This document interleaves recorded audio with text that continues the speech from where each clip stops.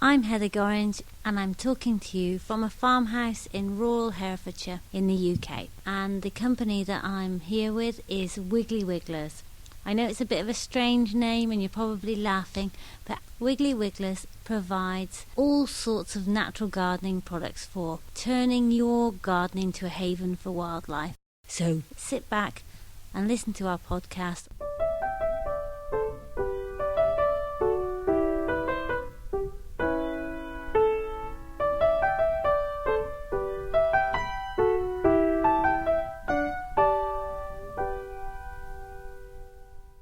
Here with me today is Richard, and he's just been a sort of a TV megastar really last Friday night on Gardener's World, where he spoke all about bumblebees.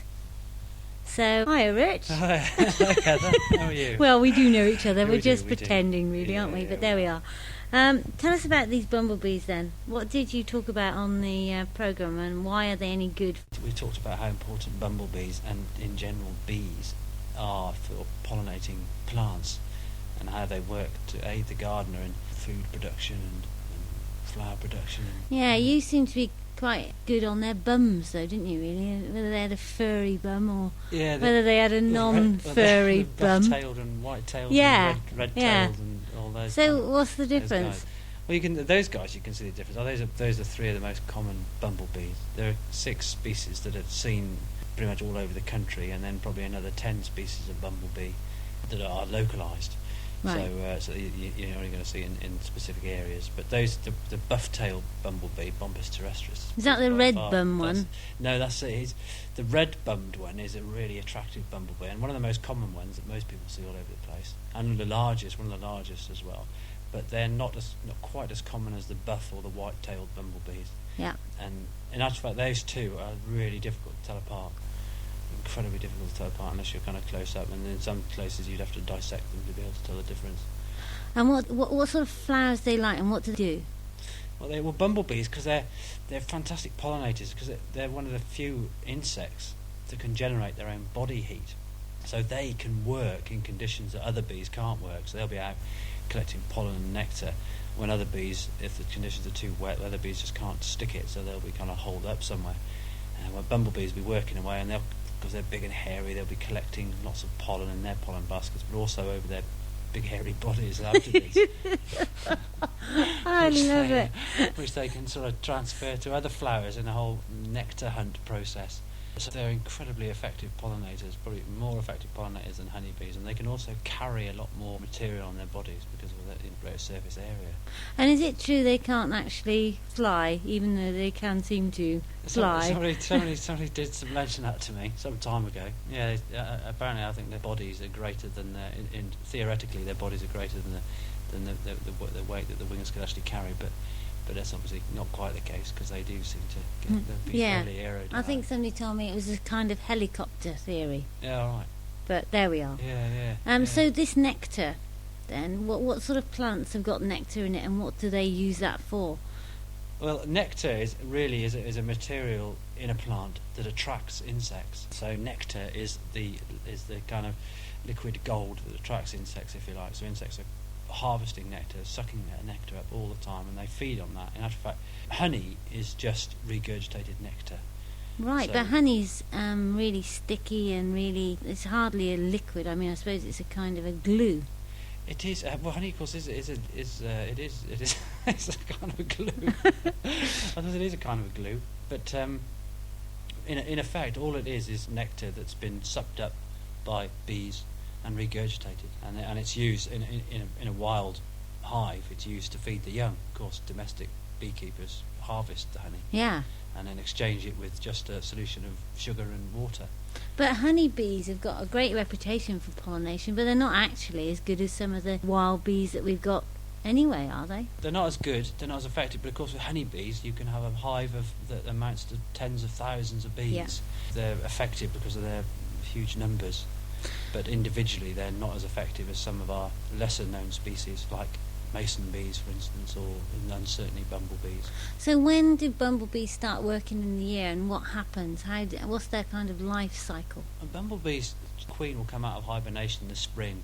You'll be able to see the big queens coming out of hibernation, kind of late March, April time, and they'll be looking for a place to set up home, really looking for a kind of subterranean refuge to set up a nest, either in the bottom of a compost heap or under your patio or in the lawn or something, somewhere they can start up a nest. And the female, in the first instance, she'll harvest some pollen, which is always good.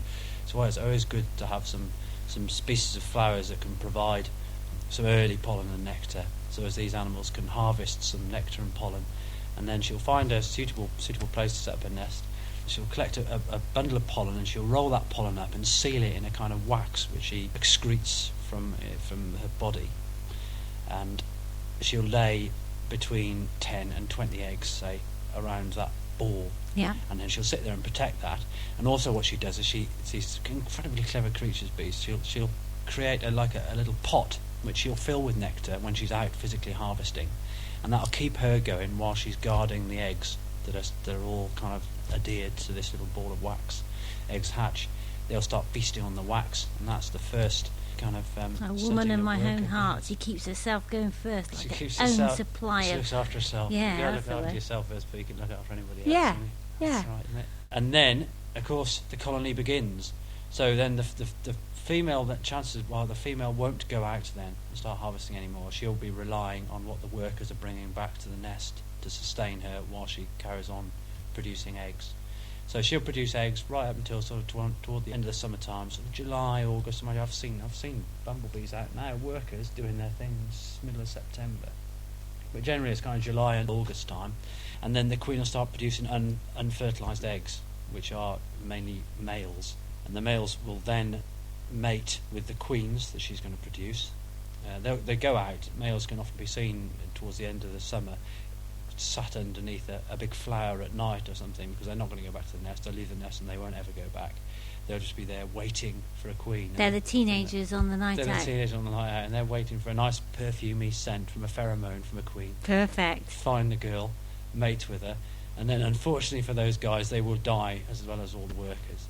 But the queens, the fertilised queens, can then go and find a place to hibernate. Fantastic. And so then all winter they're just, where are they then all winter? So, presumably don't want to disturb them. Don't want to disturb them, that's the thing. Lots of bees probably do get disturbed in the winter time. And interestingly enough, they tend to hibernate in a different place than they would set up their nest. They set up their nest where it's warmed, generally where it's warmed first thing in the morning, so as the bees can gain some strength and become a lot more animated, so they can fly off and start doing their thing. In the winter, a queen tends to find a place that's kind of north facing, so that she's not going to be woken up too early in the spring. She doesn't really want to come out in the spring too early, for obvious reasons. She doesn't want to use up body energy if she can't find food. Strangely enough and interesting enough, bumblebees do come out. You can see bumblebees in the middle of winter, because they may come out periodically to see what's going on. They may have been woken up by anything, but because they can generate their own body heat, then they can just about get enough energy to fly. And interestingly enough, it's recommended if you do see it, like a big queen that's been grounded, if you can pick her up and put her next to a little How unprofessional. Interrupted by the bell.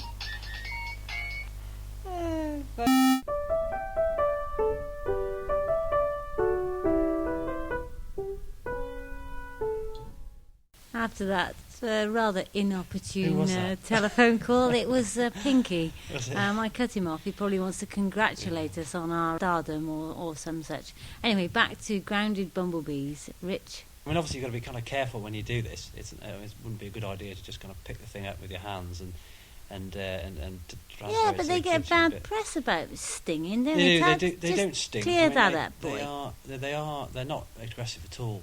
It's funny, bumblebees. If you put your hand towards a bumblebee, it kind of lifts its legs up to almost kind of kick you away rather than to sting you. Whereas the first thing a wasp would do is it adhere itself to your finger and dig in.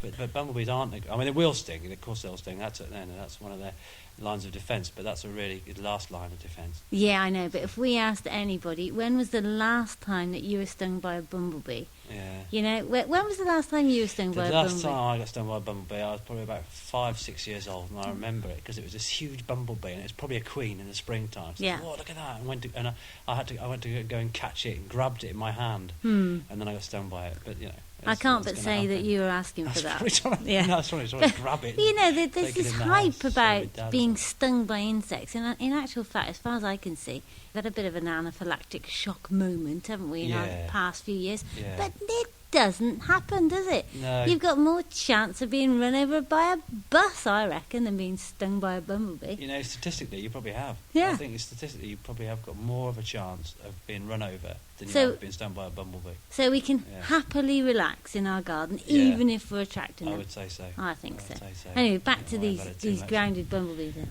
Yeah, grounded bumblebees. It's interesting because you could sometimes you can bring them back, you can revitalise them by putting them next to a little puddle of water you just kind of infuse it with some sugar, make it really sweet. Cool. And then sit them next to it, but don't sit them in it, obviously, because you don't want to get them wet, because they have the fibres around their body need to be nice and dry so as they can fly. And then they'll sup that up, and that'll give them the energy to be able to get the muscles in the wings going and off to go again. Fantastic. And so what can we do in our garden to actually... I mean, I suppose the plant thing and the bumblebees, it's just a win-win. But are there particular plants that they like, or... what can we plant? There are particular plants they like. Some of the native species, the scabious. The scabious are great because they've got a multitude of small florets, haven't they, on their flowers? Yeah, Monty said that, didn't he? Monty Darn, he said they love small florets, he said. Because they don't have to spend energy going from flower to flower. They've just got it all there. So, it's just like tons of pieces of chocolate, really, isn't it? That's exactly right. Tons of pieces of chocolate. So they, and of course, they can get so much nutrition without having spent not very little energy.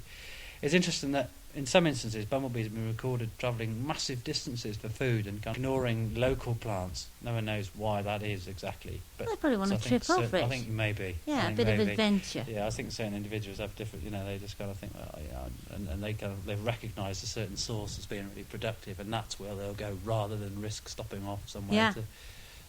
You often see them in foxgloves and. Yeah, well, foxgloves are great as well, aren't they?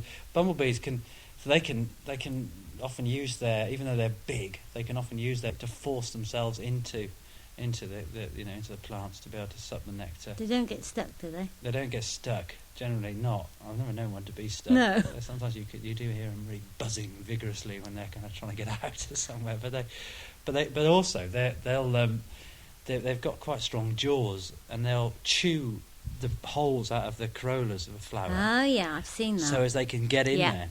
And that's really neat for other species as well. And then you can often see other species of bees and wasps drinking nectar from that hole that the bumblebees made. That's like on toadflax and snapdragons, isn't it? Yeah. Well, of course, toadflax is pretty much the same. I wouldn't be surprised if it was a derative, really, or a snapdragon was a derivative of it. Yeah, I think they are related. And what about nests? Because you can actually put out a nest for them, or you can use a flower pot upturned to help. I think you can buy a nesting box now, but I think probably the most important thing is location. So if you've got an area in your garden, a south-facing area, southeast-facing area, at the bottom of a bank or the bottom of a wall or something like that, if you can cover it over and make it dark, then there's every chance a bumblebee will colonise it. And if you do that, it's a great idea to put some sort of white stone right by the hole, because as they go miles, don't they? They do. They use bright markers as a way of finding their way back. So if you mark that nest with a white stone, it's a good idea. They're what's called central place foragers. That's the right expression. Oh, you're so technical. And that just means that they've got that spot in the middle of their foraging area. Yeah. So then they'll forage a certain distance right the way. They go miles, don't they? From there. Yeah, they can. I think they can travel up to 20 kilometres, something like that. It's ridiculous. Anywhere they've been recorded up to travelling up to 20 kilometres from the nest to find food. So the upshot is, to conclude, they're corkers, really, aren't they? Bumblebees are we love them. Fantastic animals. All bees are fantastic animals, but bumblebees are especially fine in in the animal kingdom. Yeah, well, I can't wait to talk about mason bees, but that'll be for another week. Right. They're my favourites. Yeah, well, you're the expert on mason Oh, bees. absolutely. Anyway, here knocking at the door, I feel, Yes. is Farmer Phil. And so we're going to welcome him in. Come in, Farmer Phil. So it's over to you, Rich, because it's much too embarrassing to interview your own husband, Yep. obviously. Well, Toast. No, Toast is joining Phil. Hi, Richard. Hi, Phil. everyone. You all right? Hello. How's it going? Well, today's been quite a strange day, really. It started off with Mother checking up on a newly born calf up in the field, and while she was in the field, a large oak tree that's been dead for some years, on a still day, fell over All right. and landed right on the water trough. Oh, Smashed right. it completely. Yeah. So I went to my stock of water troughs and upended one to find a great crested newt and its spawn underneath. So that Fantastic. was quite interesting, all in all. Yeah. I thought you'd been It's watching the amazing. cricket all day, Phil. I do that as well. Oh. Yeah, well, that's because we found some great crested newt larvae your son and I found some earlier on in the year when we did some pond dipping when the Wiggly's open days. So that's there's a really good kind of indication. What do you think you've got? Have you seen great crested newts here before? Probably not. You see these things and perhaps don't take as much notice as you should do, and now I do take more notice. But Why what do do- they like? Why would they be in the water trough then? Well, I think they tend to spend most of their adult life, out of water, don't Yeah. they, newts? So he's kind of under the water trough, presumably because it's kind of dry, but dry, Yeah. dark, but fairly moist. So- Where he was, you could see where he'd excavated a sort of space between the trough and the concrete, where there was a collection of loose grain and damp composty type material, and you could see where his area was, and the spawn were in one compartment, and he was lying in the cool not far Yeah. away. Do we use that area all the time, or No. is it up in the middle of nowhere? No, it's just where I've got a pile of water troughs that were there as spares. Yeah, amazing, isn't it? How long was it? How big was it? I would think, including the tail, it's about 6 inches long. Yeah, The it's body would be about 3 or 4 inches, and the tail half as long again. a big creature, isn't it? I think for our European listeners, Phil, that you should do that in mils, actually. That'll be about 15 centimetres long. Thank you. Yeah. It's not an organic farm, is it, this farm? No, not at all. I like to think that we farm with due regard for the environment, Yeah. and to that end, we do take care with the chemicals and fertilisers that we use, but we are of the opinion that with that in mind, we can farm with the environment in mind safely, and still maintain a profitable enterprise. When he Yeah. says we, he means him, of Yeah. course. This is interesting because great crested newts, of course, they like to live in a place where there are several ponds. Because you've got the pond in the garden, but also you've got your big pond in the farmyard, just below the farmyard, that supports it kind of acts as a reservoir, I guess, and supports some of the herd of cows and drinking and whatnot. And there aren't any fish in there, are there? There have been fish, and as far as there might be fish in there, but we've got quite a healthy population of herons about, and it's not very deep, so that the likelihood are that any small fish that are in there have been heron Taken fodder quite at some quickly. point before. Yeah. Interestingly, the pond that goes with the farmyard has no outlet. It's formed by the glacier just stopping and pressing a indentation in the surface. So there's no outlet, so that it collects any surface water drainage from the farmyard, which on the face of it would be quite a risk to it. You would have thought that anything nasty that happened in the farmyard would end up in the pond. But to that end, the water has been tested and found to be absolutely fine. Yeah. And there is a quantity of wildlife associated with the pond. It's unusual in as much that having no outlet, the water level is very variable. So its margins have very few rushy type plants and so on, because the margin changes position all the time. Yeah, sure. It's become quite a haven for coots, moorhens, There's a load and of that bird sort of- life on there. Isn't yeah, there? yeah. Loads and loads. Fantastic place. and there's a lot happening in those willows. They give lots of shelter. There's dark areas, things. Yeah. So have you had a good harvest this year? The farm. What's up? Some and some. Elements of the harvest were excellent, elements of it were distinctly average. The poorer bits directly related to less than ideal conditions at planting last autumn. But on the whole, yes, I'm very happy. Yeah. We conducted 1 or 2 experiments in the course of the harvest, one of which was the indigo wheat that we grow for birdseed, which is a high protein spring wheat essentially. is bred from an Australian red wheat, which is obviously grown in completely different conditions to West Herefordshire.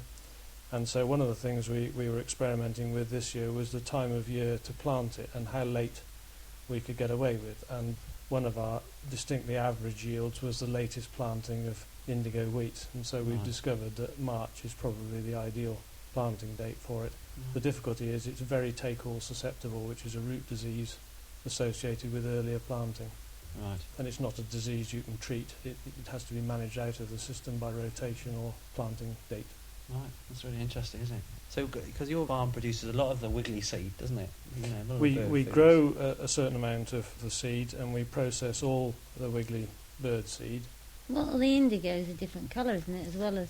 The indigo, as the name Australian red wheat might suggest, that's a very high protein, hard bread-making wheat, dark in colour.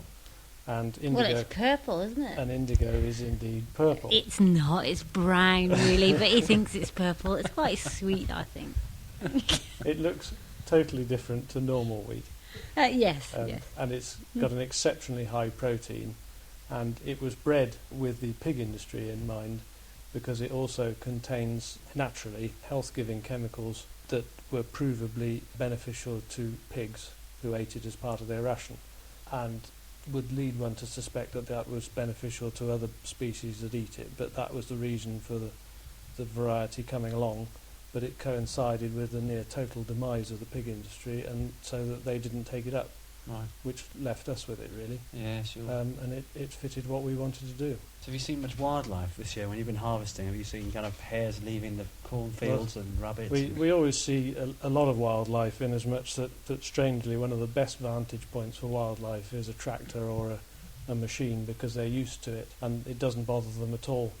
But some of the incidents from this harvest are more acted to wake the combine driver up forcibly. I had a buzzard stoop for a mouse right in front of the combine, but he came over my right wing mirror and went straight across the windscreen, which woke me up in some short order. But it's interesting that each year is different.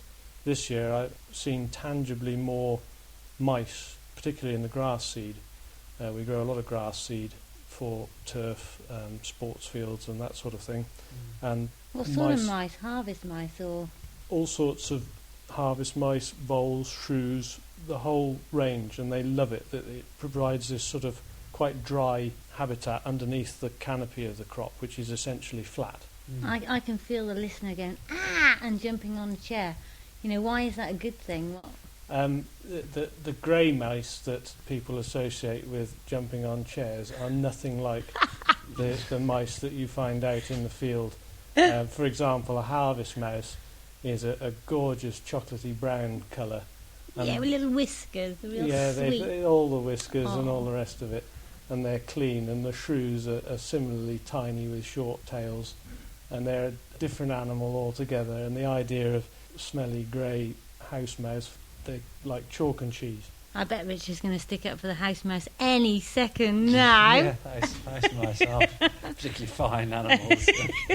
Well, the other interesting thing is that we've got, to my knowledge, a couple of breeding pairs of barn owls.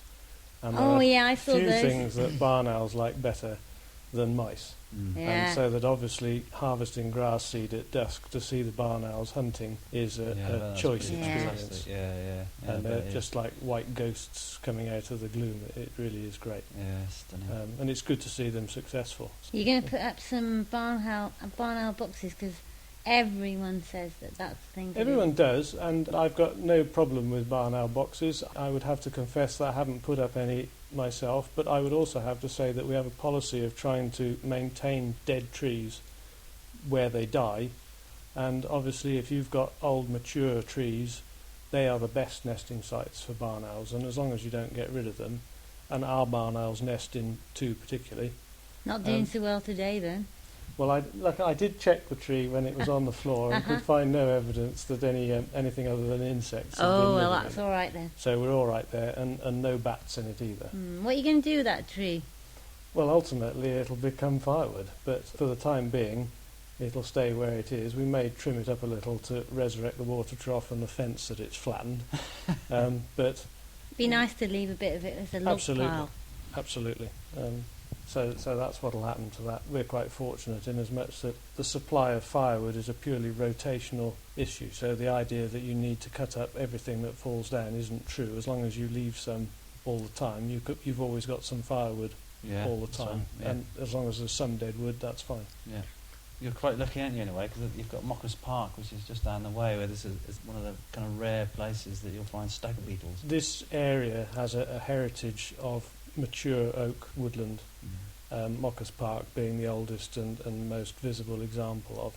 But the whole area is famous for its oak trees, and obviously the size and age of them means that they provide a host of habitats for insects, animals, bats and the like. So that, yeah, we're very fortunate this part of the world. Well, I think we'll have to conclude it there, because as farmers are well renowned, he could go on forever and turn into some sort of moaning aspect shortly. So we can't wait to hear next week's report, Farmer Phil, and thank you very much for coming in. Thank you for having me, and I'd better go and catch up on the cricket. Cheers, Phil. Yeah.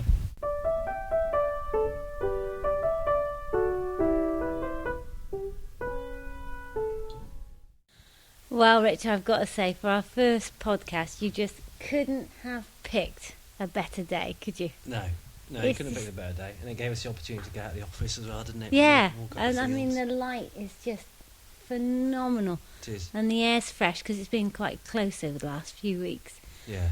And it's just proper autumnal gorgeous. weather. Yeah. This is some of the best weather you'll ever experience in the world. You know, it's kind of a really good British autumnal day. Yeah. We went out and saw that newt. Yeah. And the bales are in the field with stubble, and the light's just coming over the hill. Casting long shadows. Yeah. It's lovely. Yeah. Anyway, looking forward to next week. And what's going to be on? We're going to be talking about bokashi. Yeah, right. Oh, Interesting yeah. bokashi. Yeah. To look forward to. So composting your kitchen waste in a completely new way, with technology from Japan and brand from Farmer Phil. So that's a nice mix. We're going to have our various articles that become regular. So we're going to do the best question that anyone's asked us. So if you've got any questions, just email our website and go for it. Anything on butterflies, anything on bumblebees, maybe something on composting, please yourselves. We'll have the best question and the best answer from the Wiggly team. And what else are we going to do next week, Rich? I think we're going to do Plant of the Week, aren't we? Oh, fabby dabby. That'll be fun. What plants are going to be? I'm not sure. Folks will have to wait out till next week to see. You know secretly, don't you? I know you do. Yeah, you yeah, do. I do, yeah. Yeah, I do. I thought I so. do. Anyway, it's one of those, what's it called? A kind of a catch, isn't it? Yeah, so you won't know till next week. So tune in next week. See, that's what you do, isn't That's it? very good. Yeah, it's very good. Well done. Okay, so it's Bye from the Farm, and listen in next week.